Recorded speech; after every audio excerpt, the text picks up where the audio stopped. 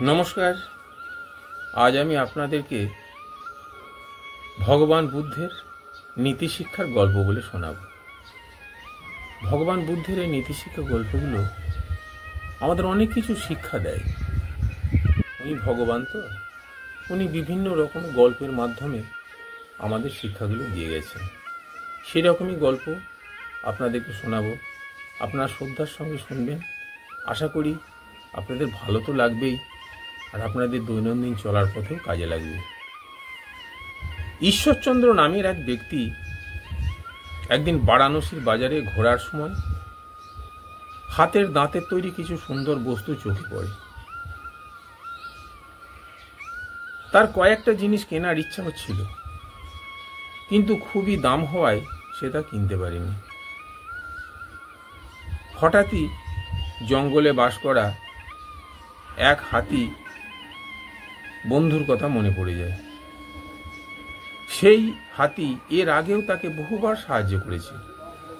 তখন সে ভাবে, সে যদি ওই হাতির দাঁত বাজারে নিয়ে এসে বিক্রি করে দিতে পারে, তাহলে অনেক টাকা উপার্জন করতে পারবে।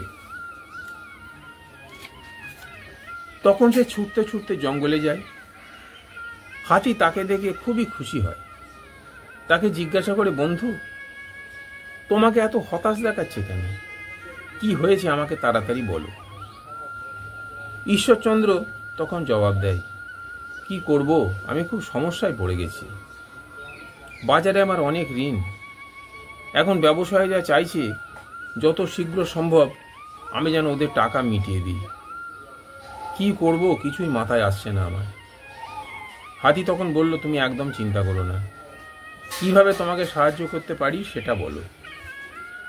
ঈশ্বরচন্দ্র তখন বলে, দেখো, তোমার দাঁত খুবই মূল্যবান।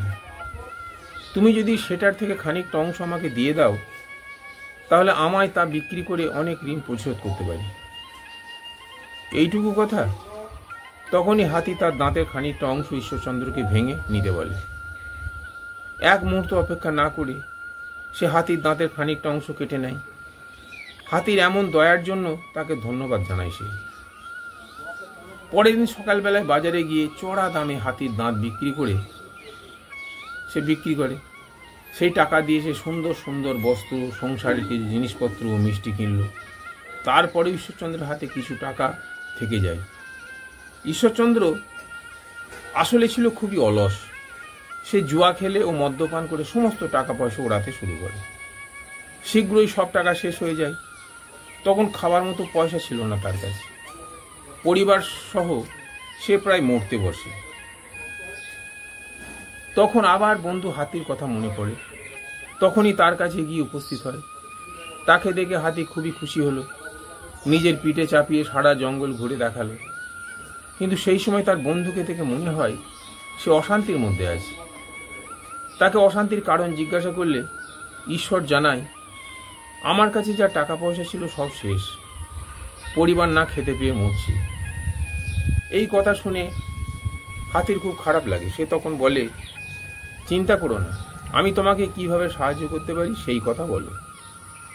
ঈশ্বরচন্দ্র তখন বলে, তুমি অবশিষ্ট দাঁতটাও আমাকে দিয়ে দাও, তাহলে আমি সারা জীবন তোমার কাছে কৃতজ্ঞ থাকব। সে কথা শুনে হাতি বলে, শুধু দাঁত কেন, আমি তোমার আর তোমার পরিবারের জন্য নিজের সম্পূর্ণ শরীরটা দিয়ে দিতে পারি। এই বলে সে বন্ধুর সামনে নিজের মাথা নিচু করে। ঈশ্বরচন্দ্র তখন দাঁতের বাকি অংশটাও কেটে নেয়। সেটাকে কাপড় জড়িয়ে বন্ধুকে ধন্যবাদ জানিয়ে সেখান থেকে চলে যায়। বাড়ি ফেরার পথে হঠাৎই মাটিতে ফাটল দেখা যায়। সেখান থেকে আগুন নির্গত হতে শুরু করে। সেই আগুন ঘিরে ফেলে তাকে। সে নিজেকে বাঁচানোর বহু চেষ্টা করে, কিন্তু তার শরীরে আগুনে পুড়ে ছাই হয়ে যায়।